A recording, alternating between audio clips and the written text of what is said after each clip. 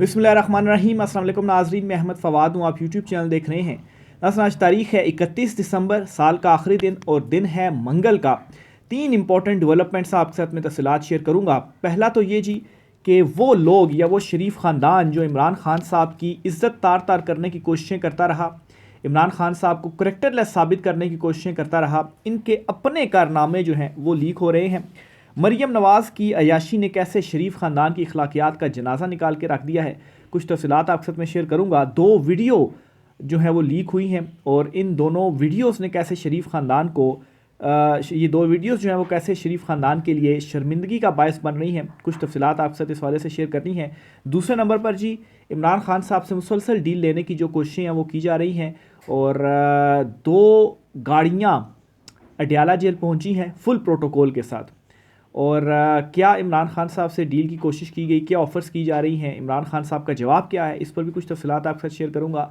और आखिर में इमरान खान साहब ने साल 2025 की सबसे बड़ी खुशखबरी सुना दी है, साल 2024 के आखिरी दिन। इस पर भी कुछ डिटेल्स एक्सक्लूसिवली वो भी आपके साथ शेयर करूँगा। आगे बढ़ने से पहले अगर आपने चैनल को सब्सक्राइब नहीं किया तो आपसे गुजारिश है कि इसे सब्सक्राइब कर लें। वीडियो अच्छी लगे तो लाइक कीजिएगा और शेयर भी ज़रूर कीजिएगा, ताकि हुकूमत ने जो फायर वाल लगाई है और इमरान खान साहब का मैसेज या हकीकी ख़बरें आप तक पहुंचने से रोकी जा रही हैं, ये डिटेल्स आप तक पहुंच सकें। तो आगाज़ वीला का आज की सबसे बड़ी ब्रेकिंग न्यूज़ से करता हूं।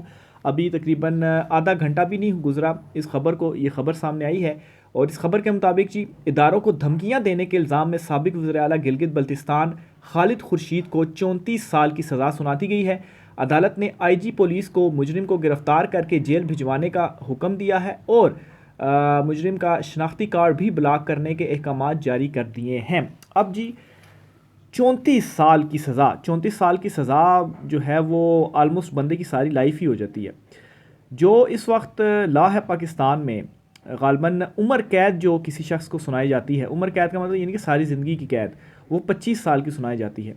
और वो क्या जुर्म होता है, जो संगीन नोयत के मुजरिम होते हैं, जैसे किसी ने कोई कत्ल किया हो तो उसको उम्र कैद 25 साल की सज़ा सुनाई जाती है।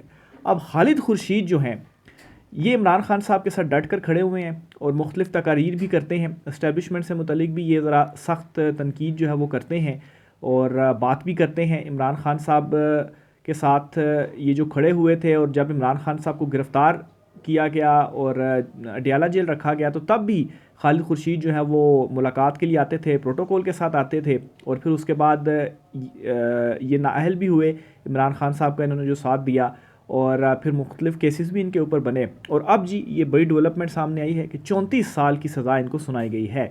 ये भी बज़ाहिर किसी की अना को तस्कीन देने के लिए ही लग रहा है और ये जो सख्त मौक़िफ़ रखते हैं खालिद खुर्शीद साहब, मेरे ख़्याल से उस चीज़ की एक बड़ी जो सज़ा है, एक बड़ी जो कीमत है वो इनसे ली जा रही है। बहरहाल इनकी गिरफ़्तारी के अहकामात जारी हो चुके हैं, अभी तक इनको गिरफ़्तार तो नहीं किया गया, फ़िलहाल तो इनका कोई डिटेल्स नहीं है कि ये कहाँ पर हैं। बहरहाल इदारों को धमकियाँ देने का इल्ज़ाम, अब पता नहीं ये जुर्म इतना बड़ा हो गया है कि ये करने से नहीं किया, सिर्फ तनकीद की गई है, धमकियाँ जो हैं वो दी गई हैं और इस पर जी 34 साल की जो सज़ा है वो इन्हें सुना दी गई है। बहरहाल जी ये आगे जाकर अदालत में अपील करेंगे हायर कोर्ट्स में, तो ये जो सज़ा है वो कलअदम हो जाएगी, मेरी जो अंडरस्टैंडिंग है।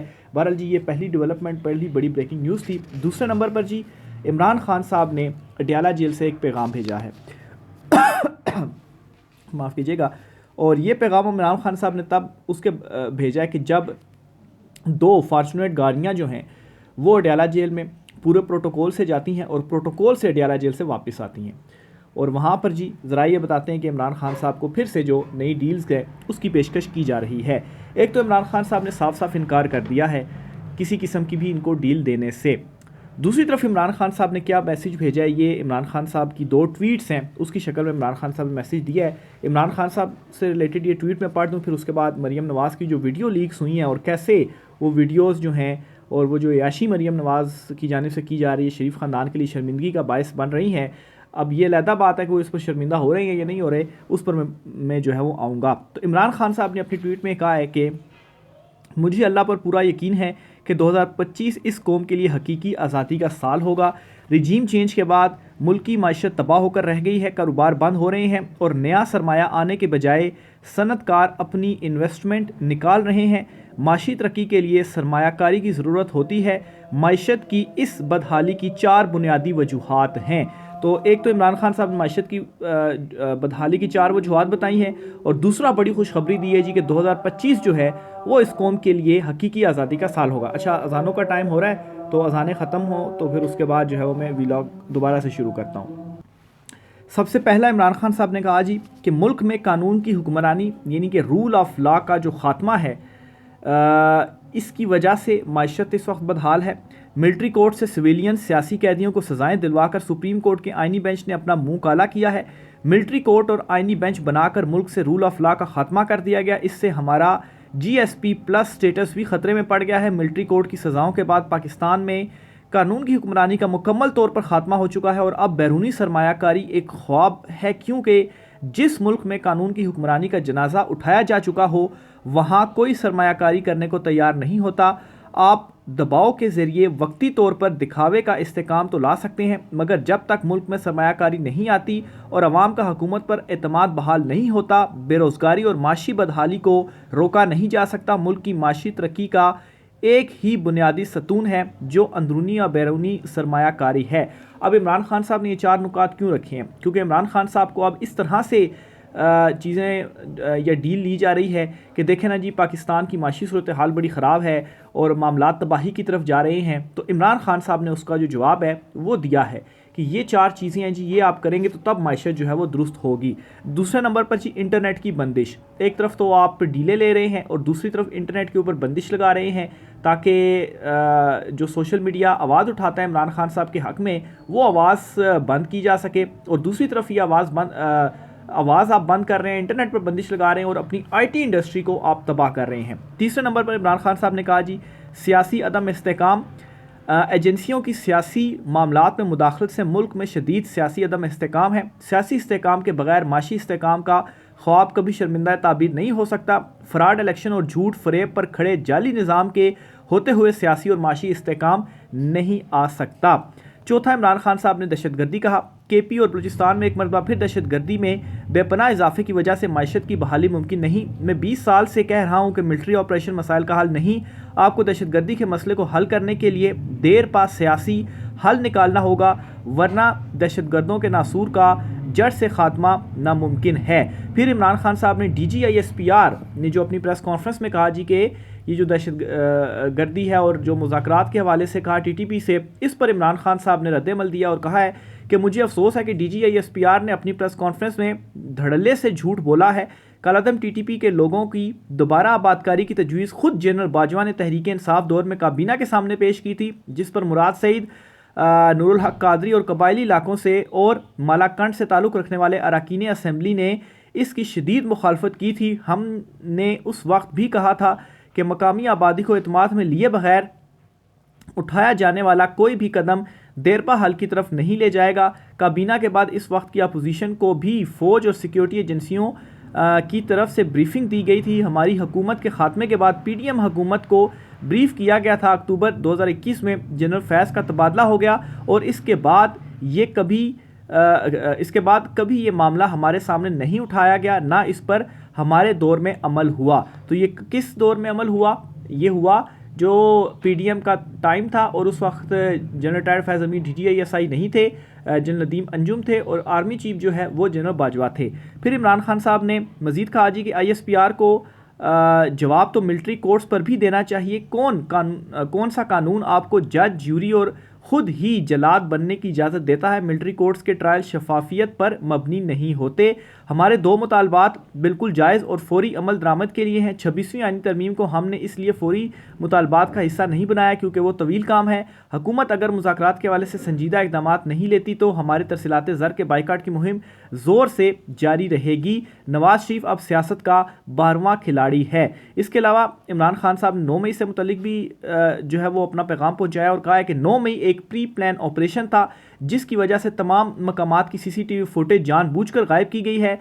क्योंकि इमरान खान साहब से बार बार 9 मई के हवाले से कहा जा रहा है कि आप माफ़ी मांग लें, कोई फेस सेविंग दे दे, तो इमरान खान साहब ने इसके ऊपर क्या कहा है जी कि मुझे 9 मई को कॉलर से पकड़कर डंडे मारकर और घसीटकर इस्लामाबाद हाई कोर्ट से अगवा ही इसलिए किया गया था ताकि अवाम रद्द-ए-अमल दें। इस दिन भी हमारे 25 लोग शहीद, सैकड़ों ज़ख्मी और 4 लोगों को अपाहिज किया गया। हम पर ही जुल्म करके हमारे ही खिलाफ झूठे मुकदमे बना लिए गए और 10,000 कारकुनान को जेलों में भर दिया, जिसके बाद लोगों पर तहरीक इंसाफ को छोड़ने के लिए दबाव डाला गया और इसका मकसद सिर्फ़ और सिर्फ लंदन मुआहदे के तहत तहरीक इंसाफ को कुचलना था, क्योंकि जिन लोगों ने तहरीक इंसाफ छोड़ दी इन पर आपने मुकदमात का खात्मा कर दिया। इसलिए इस वाक़े पर शफाफ और आज़ाद जुडिशल कमीशन का क़याम बहुत ज़रूरी है।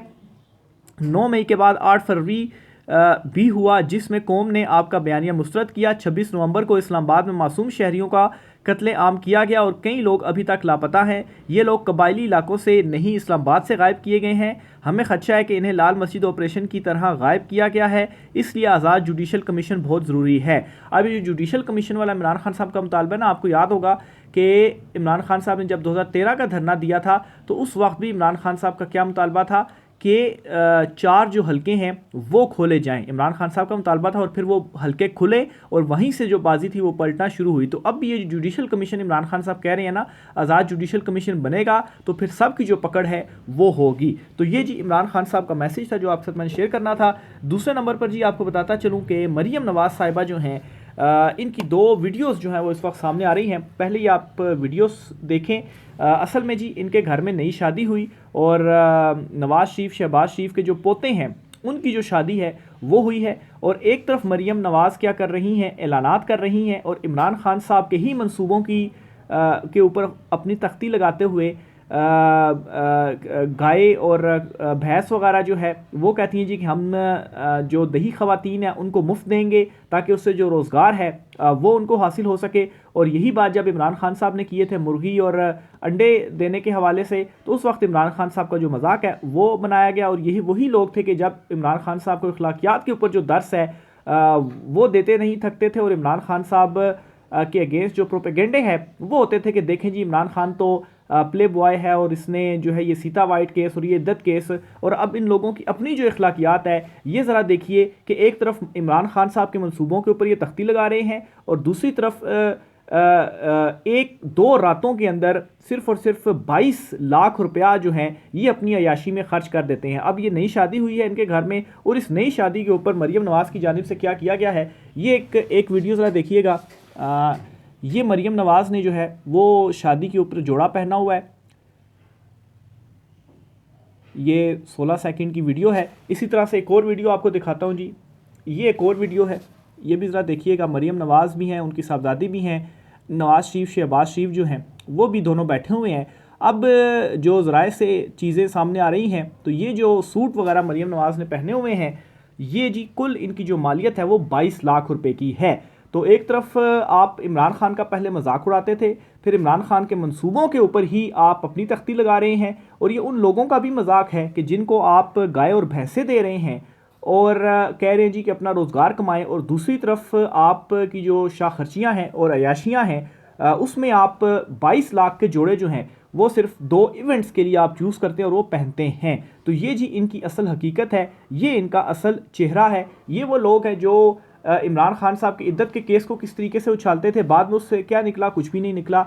इसी तरह से इमरान खान सीता वाइट का केस किस तरह से उछालते थे, उसमें से बाद में क्या निकला, कुछ भी नहीं निकला। और इमरान खान साहब को ये अखलाकियात का दर्स देते थे कि इमरान खान ये है और इमरान खान वो है, और अपनी जो इनकी अखलाकियात है वो ये है कि 2 रातों में ये 22 लाख रुपए के जो जोड़े हैं वो पहन रहे हैं। अब नॉर्मल जोड़ा भी पहना जा सकता था लेकिन नहीं, नॉर्मल जोड़ा नहीं बल्कि इतने महंगे जो जोड़े हैं वो पहनने हैं। और ये जो महंगे जोड़े हैं ये ऐसा भी नहीं होता कि आप रेगुलर आम रूटीन में भी पहने, ये सिर्फ और सिर्फ आप इन्हीं 2 इवेंट्स में पहनते हैं। यानी कि 2 इवेंट्स में 2 रातों में जो इन्होंने जोड़े पहने हैं जी वो 22 लाख के हैं। फिर वीडियो के अंदर आपने ज़रा चेहरे भी देखे होंगे नवाज़ शरीफ के और शहबाज शरीफ के, बड़े भुजे हुए और उतरे हुए चेहरे हैं। अब जब ख़ानदान में कोई नई शादी होती है या अपने की शादी होती है, अब इनके पोते हैं उसकी शादी है, तो जो चेहरा होता है उसके ऊपर खुशी होती है, लेकिन इनके चेहरों पर खुशी नहीं थी बल्कि उदासी और मायूसी थी।